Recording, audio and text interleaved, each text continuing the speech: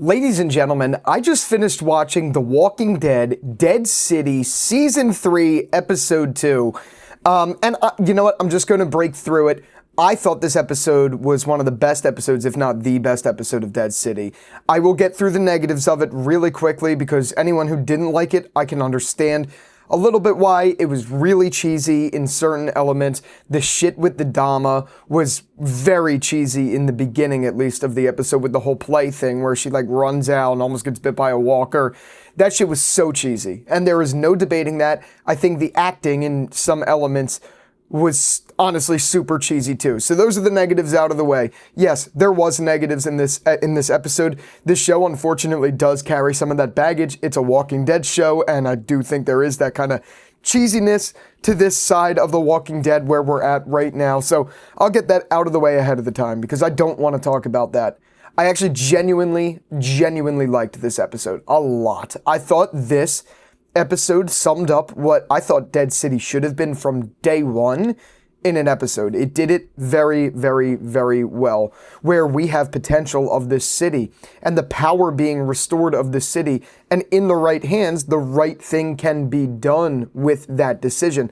I loved all of that. I genuinely thought this really laid out the foundation that should have been there from episode 1, and it was actually done in a way that, yes, again, there was cheesy elements, for sure, but they did it in a way that felt like, oh, this is what this story should have been from the very beginning. I know I sound like a broken record when I'm saying that, but I really love the concept of restoring Manhattan. I liked all of it. I loved the stuff we got with Dillard and Negan in the beginning. I loved that we kind of saw Negan getting already a little bit annoyed about Dillard, but we already have that being addressed.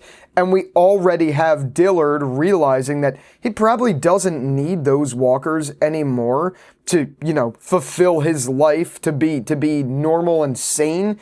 Because before it was just him alone, so he wanted the walkers there as some sort of security blanket so he could maintain sanity and have someone to talk to. Now that he has someone to talk to, he doesn't need that. Obviously, Negan's also weirded out by the concept that he talks to walkers. I love that side of stuff. I love that I think they were playing Gears of War. I don't know what game it looked like Gears of War, but I could definitely be wrong. They were playing video games together.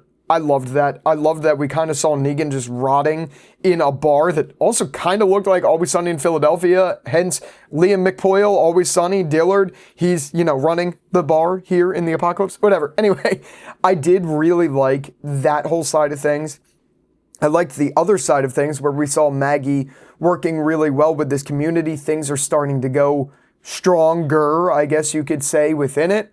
And I'm glad we finally got the biggest thing that I've been saying, the death of the Dama. I don't care if it was cheesy, I don't care what it was, get rid of her. The Dama story fucking sucked. The Dama and Croat story, as much as I liked the Croat and I liked their actors and actresses, that storyline was like the dumbest thing they could have done, and the reason, in my opinion, Season 2 fucking sucked. Season 1 was decent, Season 2 sucked because it spent too much time with shit that, why do we need to care about this? Why does it matter? It felt like Fear the Walking Dead. I'm not saying this exactly doesn't, but I am saying that those were the two biggest issues with the story, and I'm glad they were addressed head on, early on. Now we could focus on what I think should have been the story from day one. So we got the death of the Dama, we got that cringy scene with her, but then we got the death of the Dama in a way that is very interesting for Negan and for Maggie because, excuse me, because Negan did kill her without Maggie knowing, essentially to kind of like prove to Maggie that not all things can be rehabilitated. So there's still that bad in Negan, which I like, but I feel like he also did it in a sense as like a service to Maggie to kind of not go down this road again because they did it before with Negan. And where's the baggage? Why is that needed? What's the point of that? Just kill her and be done with it. And it is an interesting dichotomy that Negan is the one making that decision. He shouldn't be the one making that decision, but he also does feel qualified to be able to speak on behalf of that decision. So I guess another negative I could say is, conceptually, plot-wise, this was the best episode of the show, in my personal opinion. I fucking loved it. But again, like I said a little bit in the beginning, the acting was pretty rigid on everyone's front.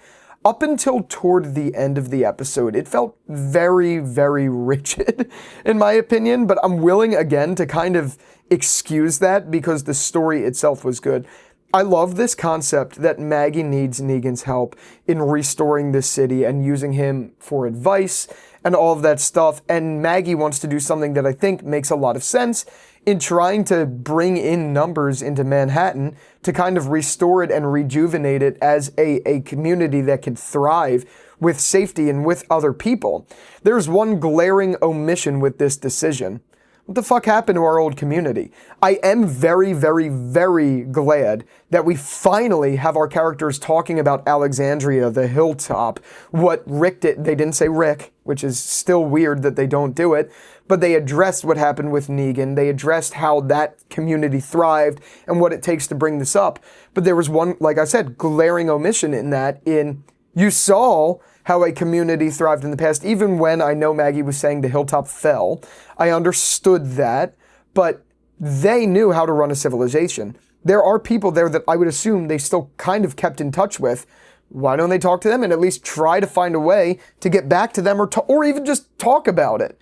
That I still don't understand. This is the most glaring example of what the fuck, why are they not addressing that at all? That doesn't make sense to me. I am glad, again, that we finally started hearing them talk about it. Like, that's nice. That's good and all. But I feel like your answer is right there. And it also opens the question mark for me is, when did Maggie and Negan leave? I think at some point the showrunners claimed it was like 2 years after the events of The Walking Dead. But what does that mean? Because I just don't understand. Like, if that is true and it takes place in the future, what happens? Because if it does take place in the future, then obviously the characters would have gotten to the Commonwealth. So I don't understand why Maggie has to pretend that that doesn't exist. If anyone could clear that up, please let me know, because to me, on paper, that makes no sense. Why would you not try to communicate with the Commonwealth? Why has that not been addressed? Period. Why does it feel like these characters have written off that group entirely with no explanation? That is really confusing and concerning because Maggie has a PowerPoint here. She is in Manhattan, the best place to build a community, and you have a previous community that you separated from. Why not at least address it and be like, well, they know how to run a community. Why don't I talk to them and see if they'd be interested in exploring this? Something. That is the biggest glaring omission. And I'm not saying that well, I am saying that is a negative, but it's not as much a negative like, fuck the show for not doing it. More or less, this, would make sense. Why hasn't this been pursued yet? I hope they do, because it just feels right for them to at least try to address it, but they don't. But either way, even without it, let's just pretend they don't. This story of having Maggie kind of run a community again feels right. It just genuinely feels right. Everything that it was shown, in my opinion, with the way that Negan went about, that Maggie and Negan went about things, was right to me. I thoroughly enjoyed it. I don't really have too much else to say, but I do think this was a step further in the right direction and further solidifies that I actually think this is probably gearing up to be the best, if this continues, gearing up to be the best season of Dead City, because it's, I think, finally doing what the show should have done from season 1. And they did all the right things here. They got rid of the baggage, which is the Dama and the Croat early, so we could ignore that. We could ignore all the drama with Herschel because that shit didn't work. Let's focus on restoring Manhattan. That's what it feels like. Even with the cliffhanger of people coming in, I actually think that's going to be, they're going to realize it's a good thing. Whatever. I'm excited to see where this goes now. Now I'm actually fully on board with this story, and I'm fully more on board with Dead City. And it's the first time in a Walking Dead spinoff since the Ones Who Live early episodes where I could say I'm really on board with this direction. I actually really like it. Yes, again, there were still some glaring issues that this show and all of the spinoffs have had. There's Gimple speak, there's all that crap. But what this story is setting up, I think triumphs any of that. Again, what everything I say is, and I've been on a kick of saying this lately, everything that I care about comes down to immersion. How immersed was I in the story? I was very immersed in this to the point where I was willing to, even though they were there, kind of overlook the issues that this episode had, which was the acting, the Dama shit, all of that stuff. I liked where this went so much that I don't really care about those things. I don't know. I'd be interested to see if I'm the only one here. Do you guys feel the same way? I really did love this episode, so I'm interested to see where that is. And sorry if there's not much emotion today.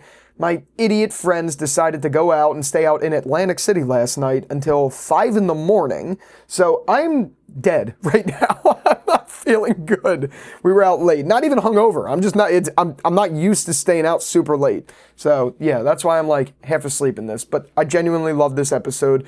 Interested to hear what you guys have to say about that. And with all that out of the way, thank you again so much for watching this video. And until the next one, I'll talk to you later. Peace out.